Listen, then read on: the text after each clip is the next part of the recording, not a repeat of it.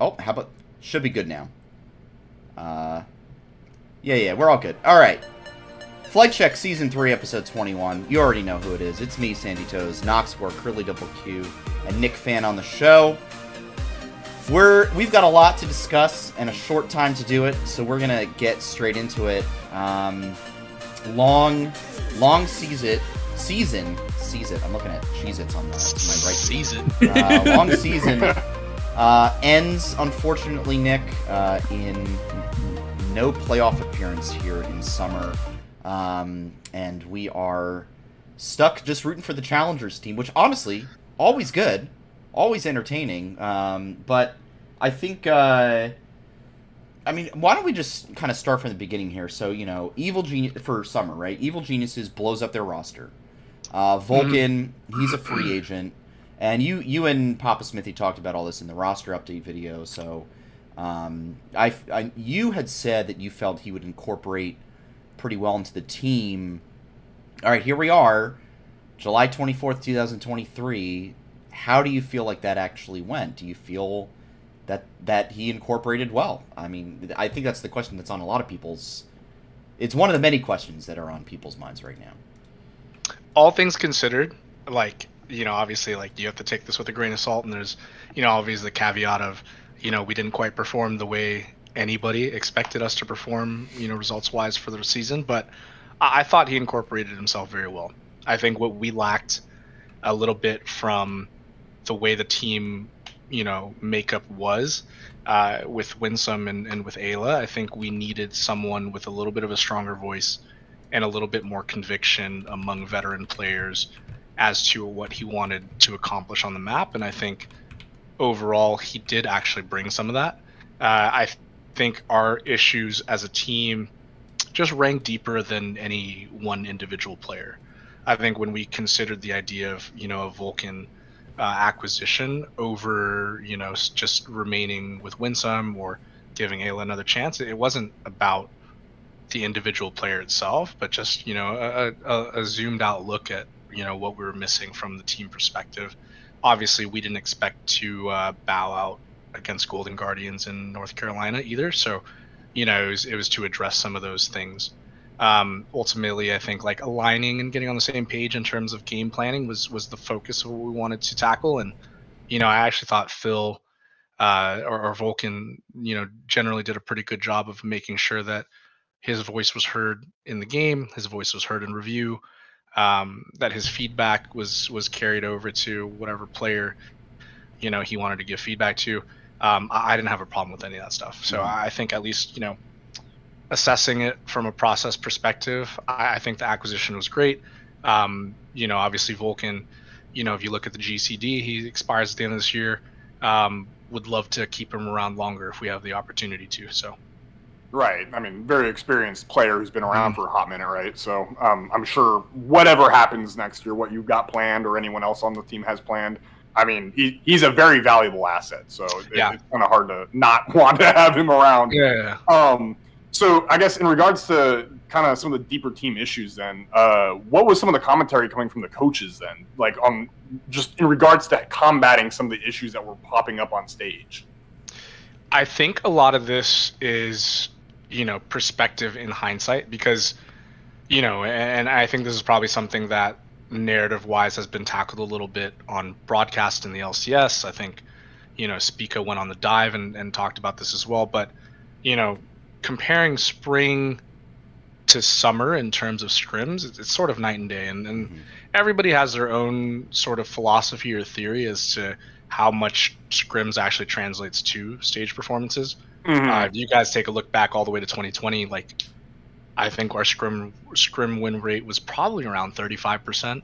It was bad. I remember that. People were talking about it. Yeah, it was bad, and we just weren't a good scrim team, but we had so much veteran presence, and we had one very clear way of playing the game that we could just replicate that on stage, sort of regardless of what happens in scrims. And so that is an example of scrim results there not really informing you of any particular confidence what's going to happen on stage. I think here in summer it was almost the reverse. I think so many things were coming so easily to us in scrims. When you're winning that way, and when the results are so favorable, it's hard to nitpick, and it's hard to really notice the flaws and the things that are missing. And so we come out of week 1 0-3. Obviously, everybody's like, "Oh, that's a slap in the face." No one really expected FlyQuest to be 0-3.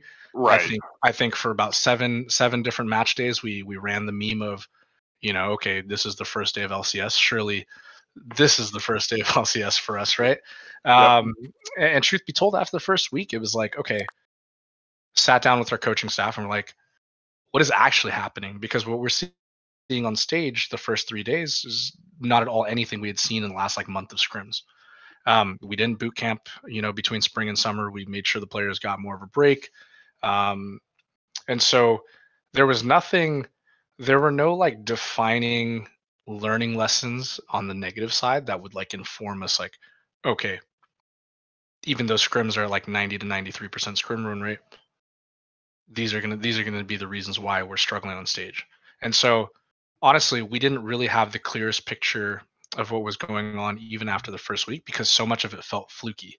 I think, a combination of, you get handed so many advantages in scrims, but we also the way that our team thrives is our team thrives in skirmishes, which is sort of mirrored to 2020. I think we thrived a lot in skirmishes around crabs, and then we thrived around team fighting. This team as well, we thrive in chaos. We create really advantageous map states. We create a lot of chaotic map states, and we do well because we're willing to skill check almost everything. So knowing that was our strength in scrims, and knowing how willing we were to take fights, it was sort of puzzling to come into the first week and be like, none of what we're good at translated, and none of what showed up on stage as bad habits manifested in scrims. So it actually took the first 2 weeks for us to have a much clearer picture, and nitpicking every little thing that we could to come up with a game plan for trying to tackle that.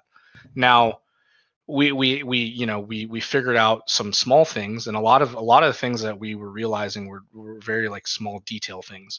And while I think it did look like we were really lost in the first 0-6, I don't think a lot changed between weeks 1 and 2 versus week 3, even though we went 3-0.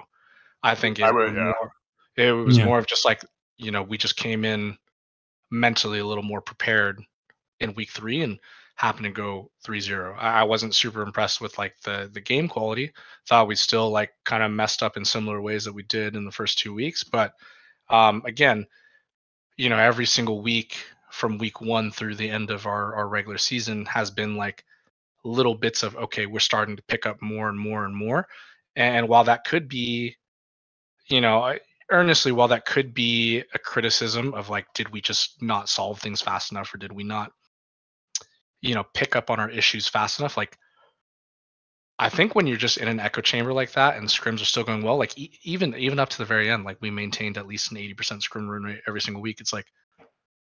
It's just hard to catch some of those things. I think the biggest takeaway for me was, just we made it a much more, I think, a strategic emphasis in terms of how we were performing in scrims.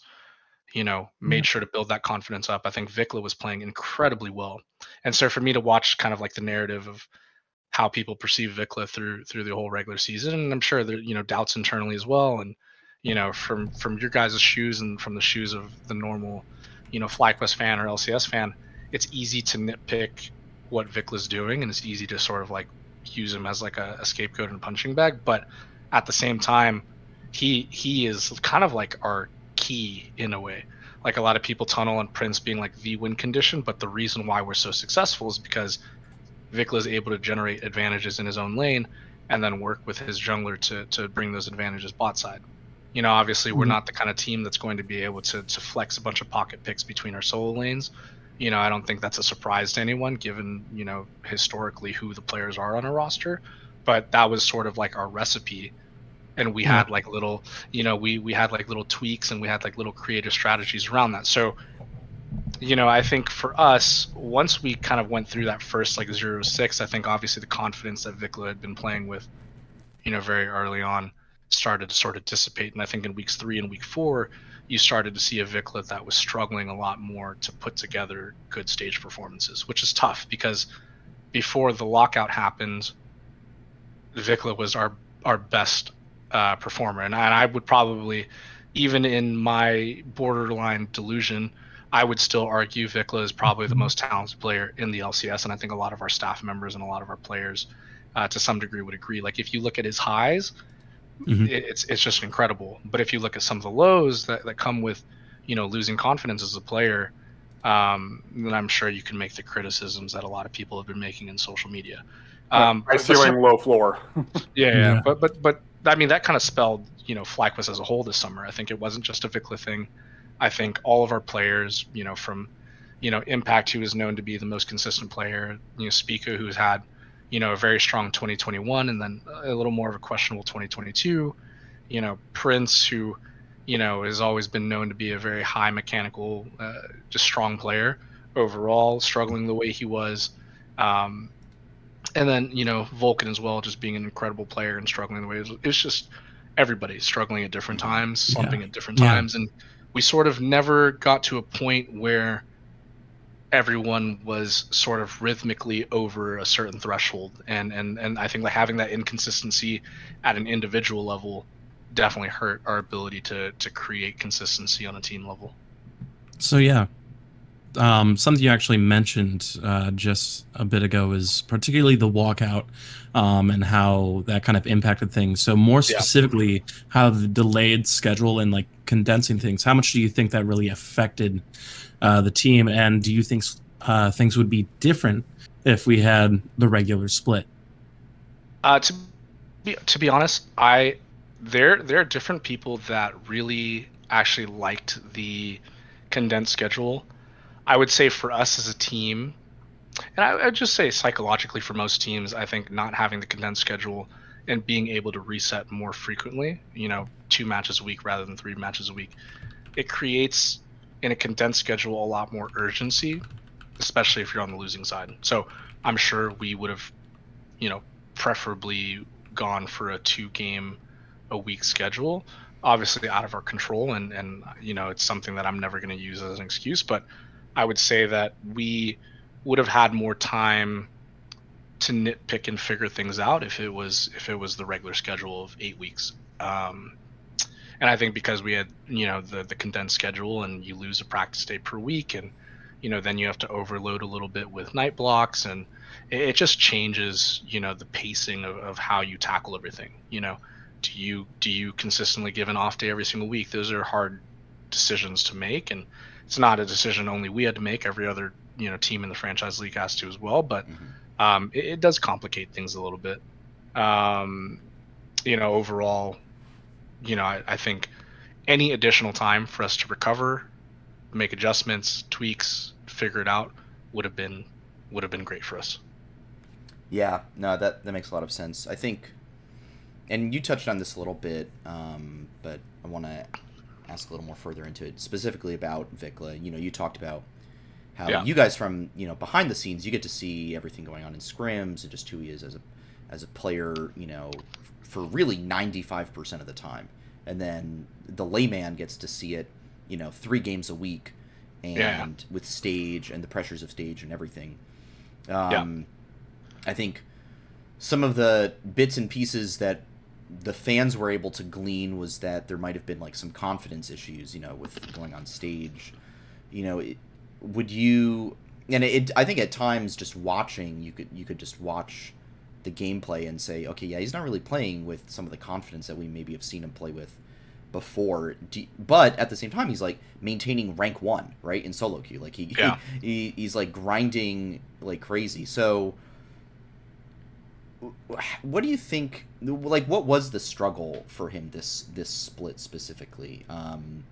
Like, was it kind of the stage confidence, or do you think maybe was there like adjustment issues coming into NA? Like, I don't know what you could speak into there. It's a little bit of everything. I mean, adjusting to the culture is one. Adjusting to the language is obviously a big one.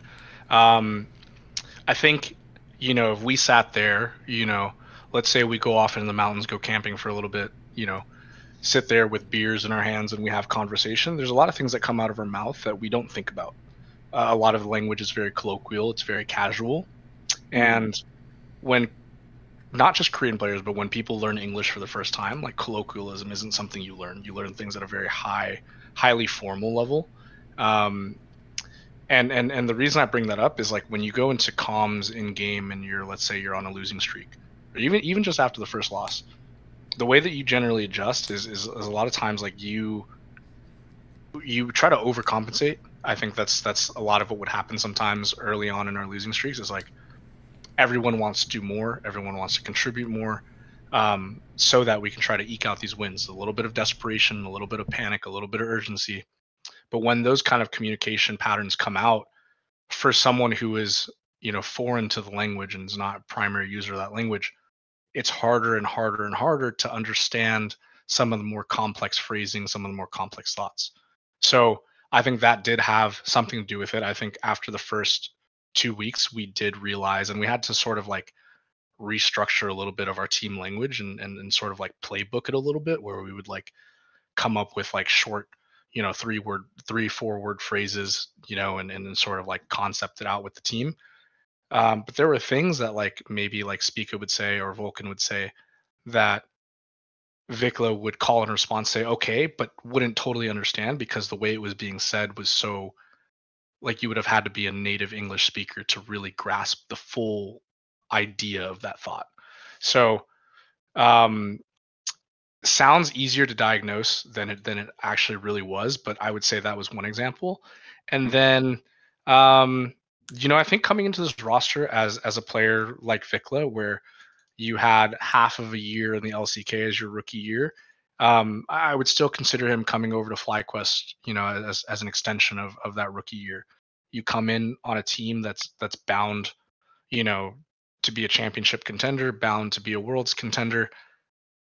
That's a lot of pressure on a player like that, and with the veterans on our roster and the kind of expectations that are held, especially after the spring split, I think that's where some of the confidence can sort of waver a little bit.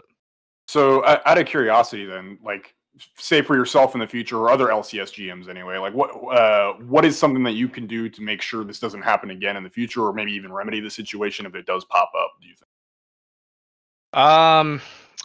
I think that one is there's not a template for it. Right. I think ultimately it just really depends on your personnel.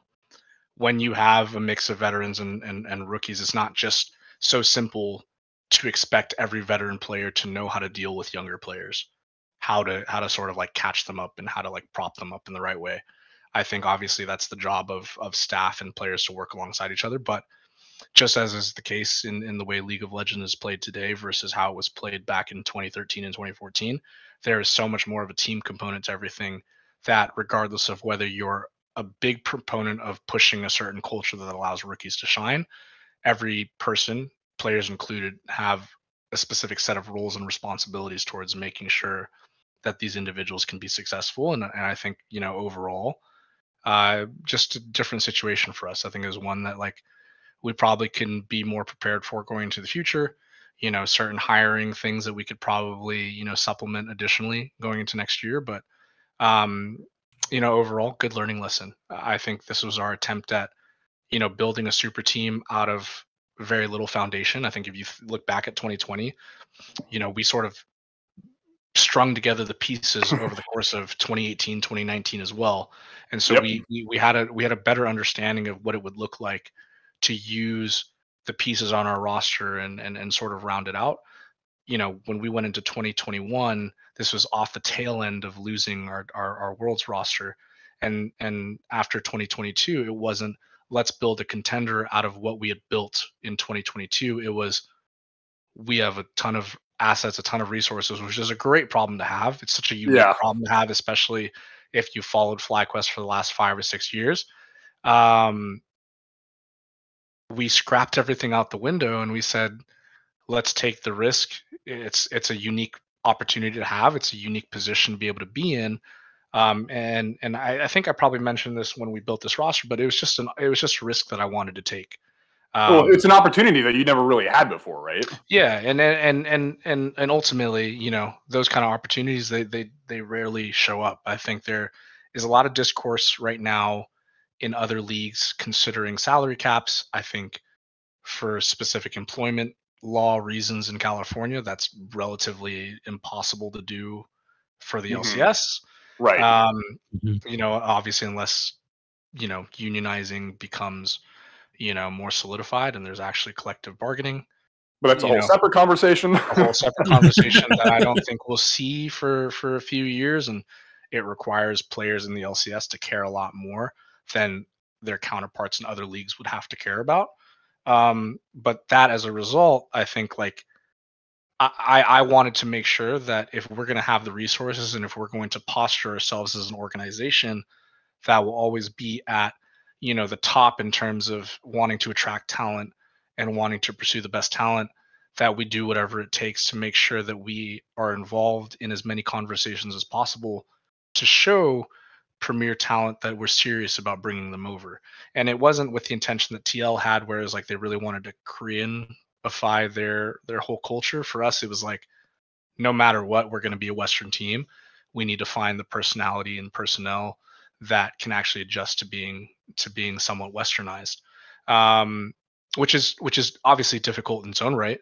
But I think we found guys through our extensive scouting that we thought were really good matches for that. I think, regardless of what happens, and I can't really, because I don't even know where we're at right now in terms of what we want to do going into 2024. But I think Prince and I think Vikla both are exceptional examples of individuals that really can adjust and adapt and fit into the Western culture. And it's something that when I look at a lot of teams that do their own scouting, whether they scout extensively or whether they, don't, and there's teams on both ends of that spectrum. Sometimes that adaptability is not something people look at. If it's possible, I would love an opportunity to have some sort of continuation, cohesion going to next year to sort of continue building on what we have this year. Obviously, the results make it hard to justify, mass retention of the roster, but ultimately that's what I would be focused on. So on the topic of potential roster changes, actually, you guys made one for a day for a single game with NRG, putting Spirax in place of Vikla. And so in the video that you and Papa released, you say that it was a necessary change, but then after that, it was immediately back to EG. Did doing that one game swap, did it do what you were hoping for? Was it always the goal to just plug it in, plug Spirax in for a day, give Vikla some rest, and go right back to the Vikla show? Or yeah, I think if the season was longer and it was 8 weeks rather than 6 weeks, I think we probably would have been in a better mind space to make some of these attempted adjustments sooner. And it's not necessarily with the intention of swapping a player out because we think a player is bad, or swapping a player out because we think it's one single player. It's mostly by the time we had gotten through, week 4, the intention was really okay, we've gotten to this point. We want to make sure that everything moving forward, we understand exactly what is missing. So, certain players emotionally think there's certain issues with our team. Other players in our team feel like those reasons are a little less, crucial or a little less urgent. And I think as a staff, it's obviously our responsibility to make sure that we have the best context. So for us, it was okay, the focus is going to be how the two mid laners adjust within our team to influence communication. Because at the end of the day, if you watch, it's not rocket science, but if you watch the way we approach dragons, we approach heralds, relatively desynced in a lot of those, circumstances. So we want to just understand, okay, where is that happening? Where it's if we call to set up for herald, where is that fallout? It's a lot more complex than I think I expected it to be. But I think when we were trialing Spirax in scrims, he generally did a good job because he and Yuji are generally the voices on our NACL team alongside Winsome. Generally, the way that the game is structured is if it's not primarily through bot lane. Yuji and Jalal do a really good job of making sure the action goes through mid, and then they can influence either side of the map. Jalal, being in that position, knows to ask certain questions. So if we're not updating each other ahead of time on, what the next objective is, or what the next call is supposed to be, or what the next thing we're playing for, he does a good job of making sure that he's involved, at least by, okay, guys, what are we playing for next? Where do you need me to be? That level of back and forth, Vikla is not as proactive in. And so, when we were kind of going through it, we knew, Vikla for us is the most mechanically talented mid laner. Then you could probably argue, he and Jojo are sort of 1A, 1B. And maybe, on certain champions you throw Eminus up there too. But ultimately, we weren't necessarily losing games because of mechanics. I think like you see some of our early games, really strong early games, and then one or two things happen, the game falls apart, and we just can't recoup. We want to just like test, what that actually looked like. So for us, it was like, okay, NRG is probably the best test for Spirax. If we can win in that fashion with a player that has a more cohesive communication package with him and can align on the same page, then it stands that there's a good chance we can just play him the rest of the week. But we are also like on the other side, Jojo is the best performing mid right now in the LCS. And in order to make sure that we have a fighting chance playing against them in that matchup, we need to make sure that Vikla is able to sort of like neutralize a little bit of how EG plays, which is basically get an advantage mid and then hope the game plays out well from that end is EG's strategy. So Vikla is sort of like our neutralizing person there. Which is exactly how it played out too. That was the concept going into that week. And so, I know there's a lot of people that criticize it. I mean, there's twofold reasons for why things were announced the way they are. I think we, as an organization can definitely take responsibility for like nuanced phrasing, but at the end of the day, it's like every single match the day before we decide what roster shows up. It's not like at the start of the week we throw all our eggs in the basket and we announce Wednesday, Thursday, Friday all rosters. So for us, it was like we knew against Jojo, Vikla was probably better suited for that. But if Spirax and the roster played well against NRG, depending on the way that game played out, there's definitely an argument for Jalal just to continue playing the rest of the week. That's just sort of how it played out. Ultimately against NRG, I thought Palafox generally had a pretty strong game. I think, Jalal actually played pretty well for what it was worth. I think as a team, we weren't able to take the advantages that Jace had very early on with the first kill. This snowballed poorly. And, I think after Vikla got to take a step back, not only in scrims, but also on stage and sort of have a clear picture of what's missing, he was able to come in the match against EG and assert himself. And that was the best that we've played around mid sort of all year. And it was a very cohesive game. We sort of blew them out of the water, right? Yeah. And so I think, I explained it sort of, in a roundabout way, but I was happy at least with that. That was for me probably what I was looking for the most is like, if we remove Vikla from the practice environment and have him just sort of observe, and we had him and Richard sort of do their own, tandem, out of scrim work, we would be able to utilize him in a way where like, okay, I have a sense of what's missing. I have a sense of where I can contribute away from the pressure of the team. I'm going to come into this match and I'm going to try to add that.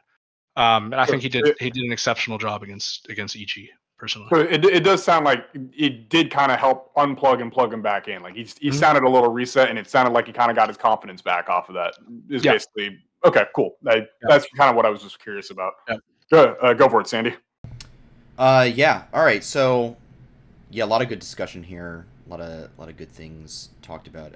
I'm really curious to know though, from your perspective, this split, Nick, like, what went right? And really, I think the question that a lot of folks want to know is what went wrong. Like, what went wrong with this team? Like, on paper, this is supposed to be, a really star-studded team that, placed third in spring, right? And to fall all the way down to a tie for ninth, I think is fairly unprecedented in LCS history. So like from your perspective, like what went wrong this summer? And yeah, just curious to hear your just from your point of view. Yeah. I mean, I think it would be fair to say just about everything that could possibly go wrong in some ways influenced the results at the end of the year. I think, you know, certain things we could have done a better job of on the management side. You know, when I think about producing the right programs, I think we've always been in a space where we've never really had the resources nor the creativity to come up with ways to sort of bolster, you know, FlyQuest's competitive program beyond what it's been in the past. We've always ran relatively skeleton crew, and that's not for me to use that as an excuse for why we're not doing better. It's more just like, you know, I've been working with a guy over at the Panthers who's in new ownership, and we've been working through this exercise of, you know, reforming and reshaping high performance competitive models. There's a lot of things that I think I want to bring into next year just from, you know, the workshopping I've been doing. But, you know, things as, you know, simple as like, should we have spent a little more extra budget on getting a translator? Yeah, that seems like a no-brainer, but like at the same time, like as soon as we signed our players, we were pushing them into like 3 to 4 English lessons a week. Like when they got to LA, they had already gone under like, you know, 20 to 30 English lessons a piece. And we believed in our ability with Song and with Impact to be able to transition them in, because sometimes when you have translators, like you lose some of the energy of what's being said. You know, personally, it was just an ego thing for me. It's like I didn't think we would need a translator because I thought, you know, we would keep it raw. I appreciate sometimes the ability to just like convey thoughts even if it's broken, because sometimes, you know, you can extract things that you would lose in translation. I would just have the translator there just in case. I think number 2, I'm generally picky about performance coaching, sports psychology. I think for me, my own acceptance is, you know, sports psychology is valuable to help educate individuals on sort of thought processes and helping them contextualize the things that, you know, happen in their mind. But at the same time, like I've had so much experience, not only for myself as an athlete, but also working in this space where people in that position and people in that field tend to be almost a little too clerical, and it can be relatively unproductive because when it comes to, you know, the education aspect, cool. When it comes to the relatability and what are the next action steps from there, and how do I, you know, reclaim a little bit of my confidence, and how do I reclaim my identity, whether that's on an individual scale or a team scale, a lot of these people lack so much of the tangible, empirical space to actually influence a team the right way. So I'm really picky. I think this offseason, when we go into 2024, is going to be a lot about making sure that we bring someone in that I feel confident will help us establish some of those things. And then, you know, number 3, I think, you know, this is somewhat of a shout out to Cloud9 because they sort of treat this differently than any other organization, but Cloud9 forces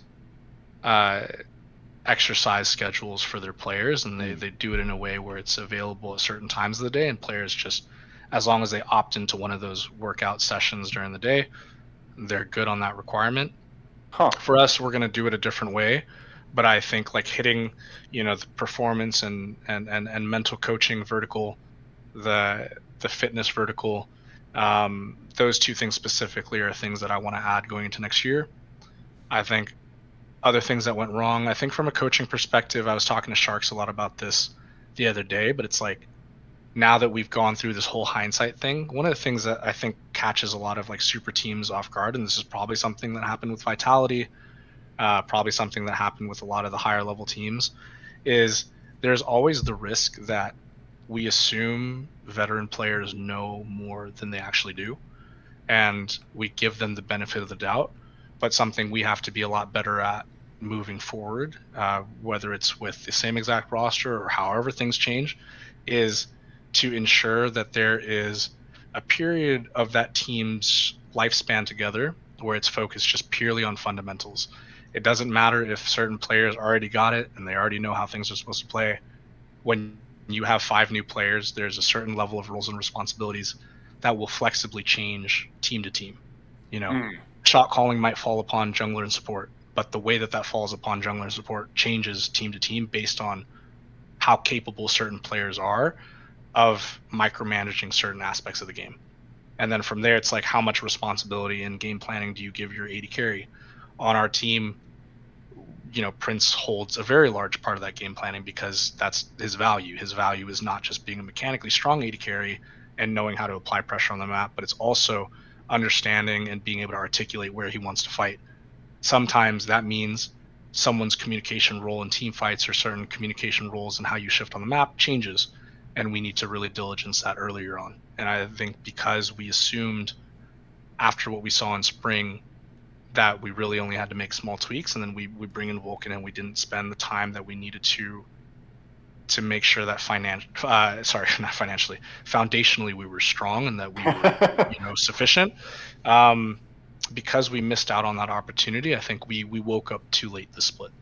And then from a player perspective, I think all the players understand where the inconsistencies were when our performances in practice weren't as good as they should be, or when our approach wasn't as good as they should be. And so the only criticism I really have for the players from a public perspective is just we're just going to take these things and whatever the roster we end up with going into 2024, we know how to adjust. I mean, we have these conversations with the players and the team frequently, and I think everybody has sort of come to terms a little bit about where we all fell short, and that's I could share a boatload with you guys, but some of those things are implicating, and it's easier to generalize it that way. Yeah, don't sure. Don't sweat about it. All right. I personally think that's enough doom and gloom and hindsight 2020 bull crap. Let's move on to something I know they lost a little earlier, but something I'm a little more proud of, a little more happy to talk about because it's been an absolute joy to watch throughout the year. Let's talk about the NACL a little bit. Let's talk about FlyQuest Challengers. Yeah. This team has been an absolute freaking blast to watch this year, and this split as well specifically. Before we get into that specifically, though, I do have a couple of NACL specific questions. First things first is this is a vastly different league than we've ever seen before, right? For the past 5 years, it's always been franchise teams, academy teams underneath that of the franchise ones. And for the first time ever, we have a majority, quote unquote, amateur, not amateur, I don't know the proper wording for it, but non-franchise team league, right? I know in the past it's been typically considered a developmental league. It's meant to train players up, get them prepared to be able to enter the LCS, and then not flounder, right? What do you believe is the current goal of the NACL right now? Is it a competitive league? Is it still a developmental league? And in regards to that, I know it probably dropped in terms of quality, but how far down do you think it dropped? I think it dropped significantly. But I think none of that matters until we see what happens in 2024. I think internally we're still even having some of these conversations of how we want to structure our program going into next year. There's always going to be a chance that everyone that opted out decides to come back in a different function, just as there is everybody that stayed in, which is us, TL, EG. There's a chance that all three of those programs redefine how they approach NACL next year. It could be in a completely different format, could be fully remote, could be in a different city. We don't know what that looks like just yet. So we're still going through those internal conversations. I would say, though, that the league did get weaker, and that's just because just the abrupt change left a lot of teams with less support than they otherwise have been used to. Now, with that being said, I think the addition of Disguised Toast, in the NACL has been great. I think some of the staple teams like Wildcard, Fear, they are able to be consistently still up there because a lot more talent became available as a result of some of these NACL teams dropping out. I think it's been a blast, man. I think while it is still somewhat developmental, I will never lose that passion for NACL, making sure that it's developmental. I think it has become the one place where if you can win this year of NACL, you probably get a little more attention than you normally would for an LCS opportunity next year. And so development has been a big part of our playbook. but I think our focus is making sure that we win playoffs because, for a lot of our guys, Yuji is in his second year, Jalal is in his second year, Winsome has already gone to LCS, went to EU Masters, came back, has played a little bit of LCS with us. This is the opportunity for these guys that have played a little longer for that opportunity. And then I think, we have a couple special guys in Masu and Faisal, and I think, if we win it, not only do we have some hard decisions to make whether we decide to incorporate them into our 2024 LCS plans or not. But I implore every other organization to be looking at the 5 guys that we have in NACL as well. It's a good problem to have. Yeah, it is a great problem to have, honestly. I think when you talent cycle, you always want to have, the option. Everybody loves options. Yeah. We want to have the options. And so I think we'll ultimately see. I think regardless of what the outcome is, I think we're going to be open-minded going into next year with how we approach NACL and the LCS. And, if some of these guys earn an opportunity to go into the LCS next year, whether that's here or next year, then our decision to stay in the NACL, at least from my perspective, will probably have been worth it. As far as how we'll tackle it, in the future, no one knows just yet. Gotcha. So speaking of the future, where do you feel like the NACL is heading from here as a league, and what do you as a manager want to see in 2024 and the future? It's hard to say. I think it would be... So I think scouting in general, unless you have the staff that is really passionate for it and will spend a lot of time for it, scouting is actually quite difficult in League of Legends. Shout out to Brendan. Yeah, Brendan's been doing an incredible job, but also shout out just to the rest of my coaching staff as well and our analysts. I think everybody has their own opinion on certain players. They're willing to take the time to make sure that their opinion's informed, and we're willing to argue. And I think that's probably the best trait of our staff. Is that we're willing to argue and not take things personally. We might have, certain players ranked higher than other guys and certain players ranked lower, but at the end of the day, we come to conclusions pretty quickly and pretty accurately, at least the way that we assess players. And I think, honestly, I think we do the best job out of any of the organizations from that perspective. That doesn't always equate, obviously, to results, but I think we found some real gems. Yeah. I think for me, going into 2024, I would love more opportunities for talent in North America to showcase themselves amongst other regions. So while it's probably not likely that you have a Worlds for Academy and under. Come on. It's the logistics. The logistics are hard because right. The logistics for even getting visas for international players to play in the NACL is hard as it is, because the NACL is not the same sort of caliber of league as the LCS, so the notoriety isn't there in the same way. So imagine trying to create an international event for NACL players in Germany, where everybody outside of Germany has to get a visa to get into the Schengen zone. That is going to be even harder to justify for guys that are not playing at a tier 1 league level, right? So I think that is improbable, but if we're able to do, top 4 NACL teams play against, the top 4 teams out of EU Masters or something like that in a showcasing event like that, concepts like that I think are valuable because it allows you to have a separate data point or data reference for how these players actually are, because you only see the NA talent against NA talent. You only see, challenger players in Korea versus, people in the challengers leagues or the academy series. Same thing in China. In Europe, it's a little different because they obviously have their own functional, regional leagues, and then they come into EU Masters. So theirs is a little more fleshed out. But I think in order to really contextualize whether certain players are ready for the next level, you need to have players that are willing to sort of be a litmus test for that. I think that the difference in level between the LCS and the NACL, the gap has widened sort of year after year. I think it's a lot bigger than people realize. It's not as simple as just, oh, this guy is winning NACL, why doesn't he get an LCS opportunity? There's so many players that we've seen over the course of the last 5 or 6 years, and there's a criticism of not giving players more of a chance, and there's so many economic reasons for why that might be, and I don't want to get into that as much, but There are many players that have gotten an opportunity where they take a lot of time to adjust because they're not used to the pace of the game. They're not used to the nuance of the game at the LCS level. There's just some of these discrepancies that they're not ready for. They might have been at the top, but they're fringe LCS players towards the bottom because they're just not ready for that adjustment. Then you need more time. Then is best of one the best format? Probably not. No. Then there's a bigger discussion on league format and everything like that. Love the format discussion. All of that.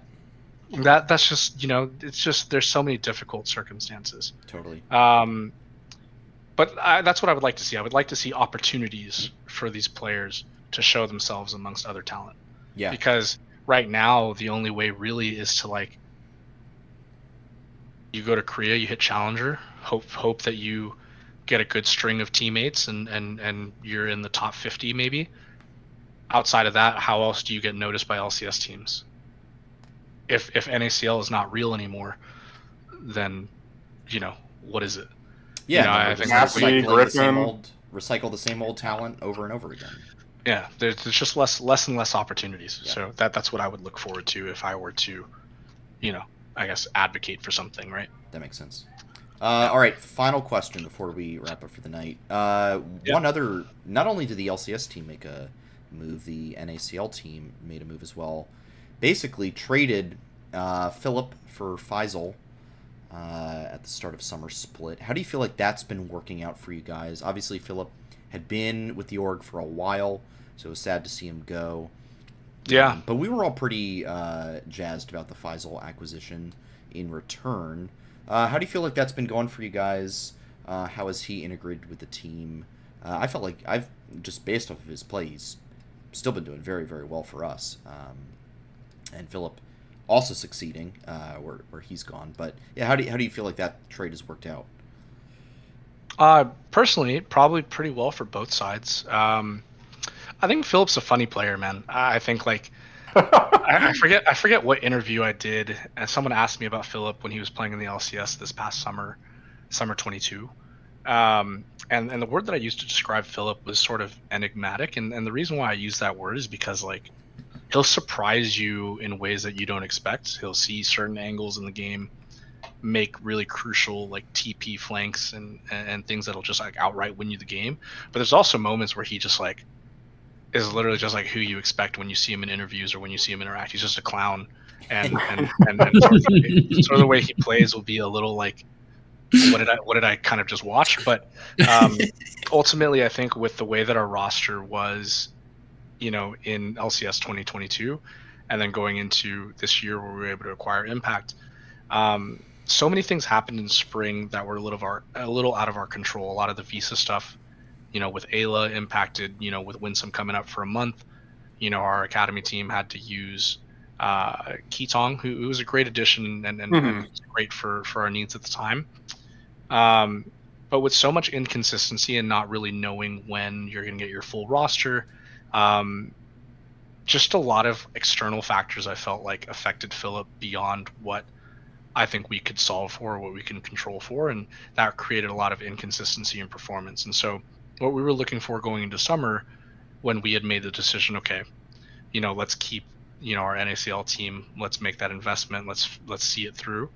Was just, how do we create more consistency? How do we raise the floor of their performance? And for us, like Faisal had been someone we'd been watching for a couple years now, not only from his time on EGP, but also obviously he had a split with Fear. And we just thought it would be a good opportunity for us to add a little bit more flavor, especially with Winsome, coming back to the NACL team. And I think our focus for us is just to try to get all our guys as LCS ready as possible. So, adding a little bit of that stability made sense for us. I think it's funny, 13-14 is the patch that NACL playoffs are being played on, and this is like Philip's bread and butter. The Aatrox is coming back. He gets to play Rumble. Yep. People don't really realize he plays Rumble, but he's got a good Rumble. If the Jace angle is ever there, he's always going to play the Jace. If there's an even more obscure Wukong angle for him to take, like it's just a good meta for him. So I expected, obviously a lot of people were probably surprised by Fear 2-0ing TLC today. Honestly, I wasn't that surprised. I think TLC was already struggling before they swapped APA into the LCS. and then when they brought Harry back into their challengers team, they've been struggling the last few weeks. So I sort of just expected it. I think Fear plays a certain style that's pretty fun to watch, and I think they do a good job with what they have. I think JJ has been a really good, veteran presence for them. So I think this trade worked out for them just as much as it worked out for us. I know we lost today, but this is also like we had an 8K gold lead in the first game, and we sort of like threw that and lost to ourselves. While in the second game, that could have easily been a 2-0 over Toast, and then, then we'd be playing against Philip in a grudge match for winners final. So, for us, like, we're not too worried. I think like the finals is probably going to be us against Disguised Toast, or us against Fear. I think of the 4 teams that played today, my power ranking would probably have TLC 3rd or 4th, and it would probably have, I think it kind of go either way. I mean, draft is such a big part of the game now that, it just really depends on who comes in more prepared. But that's where I would have it right now. I think the trade was great for both of us. I think it's tough for Faisal. I empathize with him. He's remote and he's playing from Canada, so he's not physically present with the team. For budgetary reasons, it was hard to get him, a visa for one split of the year. But he's been such a great addition. He's been fun to have, and the team's playing really well with him. So solid, perfect. Alrighty, well that is gonna do it. Thank you everyone for tuning into this special episode of Flight Check. Well, NACL continues on. It continues on tomorrow. You get to find out who FlyQuest we play on Saturday. Yes, who we play on Saturday. It'll be either Maryville or Wildcard Gaming. Honestly, betting Wildcard. Yeah, it's probably Wildcard. Probably Wildcard, but honestly, I'm okay with both. It should be fun. Yeah. Not be good. Not worried about those teams. All right, and then there's this thing called the LCS playoffs, and I guess they're starting. Yeah, it's some minor event. Don't care. Do not care. You know what? KT Rolster is a top 2 team in LCK. That's what I'm here for. So that's what. Oh my That's goodness. what we care about. All right. Yeah, they're playing well. They're playing well. All right, be sure to follow all of us on Twitter for reactions, thoughts, and eventually follow us on Threads or Blue Sky because I really Twitter's... don't want that. I want Twitter to just fix itself. You can follow me on Threads now, Santos.Tabaros. That's where I'm at. Is it Twitter or is it X? Who knows? It's Twitter. It's Twitter. It's Twitter. It's always going to be Twitter. It's never not going to be Twitter. It's XX _ Twitter _ XX. Like the old That's Call right. of Duty. That's right. All right, the show. It's the Call of Duty gamer. Show handle is Flight Check Crew. Myself, Santos DB. Nox War with 2 R's. Curly at Curly_WQ_, and you can follow Nick at Swag UH Saurus. Always a classic there. Make sure to hop into the Flight Check Discord as well. All kinds of esports discussion and otherwise taking place. If you missed any part of this episode, the VOD will be up on YouTube tonight or tomorrow morning, as well as right here on Twitch. If you're watching that and would like to catch the show live, we broadcast the episode usually every Monday night, usually at 8 p.m. Eastern Time, right here at twitch.tv/FlightCheckCrew. Nox and Curly, I'll let you guys get your shoutouts and stuff out of the way first, and then we'll end it with Nick's shoutouts and plugs. Nox, why don't you go first? Always, shout out to Nick. You're a champ for coming on here for the past couple years. Always appreciate it. And shout out to Soja Gamer who dropped a Prime sub for us. Always appreciate the support and love. Thank you. Yeah. For me, I'm going to shout out the Adirondack Mountains for getting me to escape gamerism for a whole week and not think about anything. They were wonderful. They were delightful. And then second isn't a shout out. It's a quick one-word answer question for Nick. Barbie or Oppenheimer? Which did you see? Dude, I heard both are great. I'll probably watch both. Not at the same time. I don't know if I have the capacity to sit in a movie theater for 6 hours anymore. Not, yeah. But I think this week we're watching Oppenheimer with some of the guys, and then awesome. I'm gonna go back for Barbie after that. But I heard Barbie was all good I will too. say, it was great. It was great. Yeah. It was great. I will tell got you that. All right. I've Very got cool. Oppenheimer in 70mm format this Friday. Can't wait. Oh yeah, I know Max. I was talking to him a little bit, and he was telling me that 70mm was like the intended viewing Yeah. experience. But yeah, Got a nice 2 p.m. matinee showing. oh, there you go. All right, Very Nick. good. Yes, shout-outs, plugs. What would you like to, or who would you like to shout out? Man, everybody. You know, I think like, regardless of sort of our results and the performance this year, I think, you know, every player, every staff member we have on deck has worked tirelessly this year to, you know, obviously meet the expectations we had for our roster early on, and also, you know, satisfy the fan expectation and give everyone something they can be proud of. I'm gonna shout that out no matter what. I think these guys were a blast to work with this year. Outside of that, you know, obviously shout out to you guys for sticking with us for so long, and you know, to the fans, hopefully, you know, NACL can bring home a victory for you guys and for us. And then, you know, we obviously have some other game titles as well that we've brought in. You know, we have our Game Changers Valorant roster, and we have our CS Red roster. You know, we have our Melee guys. You might see us, you know, have presence at EVO if any of you guys are going to EVO in a couple weeks. Okay. Excellent. You know, and I think, you know, we're expanding little by little, and so, you know, I hope this is not the end of where we are in terms of esports titles. You know, if there's an opportunity to jump into some of the premier ones, you know, hopefully we're able to make our presence known there as well. So Solid. Cool. keep tuning in, guys. Keep tuning in. Excellent. My shout out is going to go to the Washington Nationals player Heimer Candelario. Please keep playing well so that we can trade you for high value prospects. So that the rebuild can continue. That's my shout out. All right. Well, that is it. We will be back next week with another banger episode, probably focusing more on NACL, Valorant, Game Changers, CS Red, all the Smash stuff going on. The great thing about the off-season, the LCS off-season now, is we have so many other things to talk about now. We're not just like starving for content. We can talk about 3 other games, which is absolutely incredible to me. And I'm very excited about that. But for now, I'm just going to let you know to stay safe out there. Do not forget to hit the head on the nail. And we'll see you all very, very soon. Adios, everybody. Have a good one, guys. Thank you, guys. Have a good one. Peace, y'all.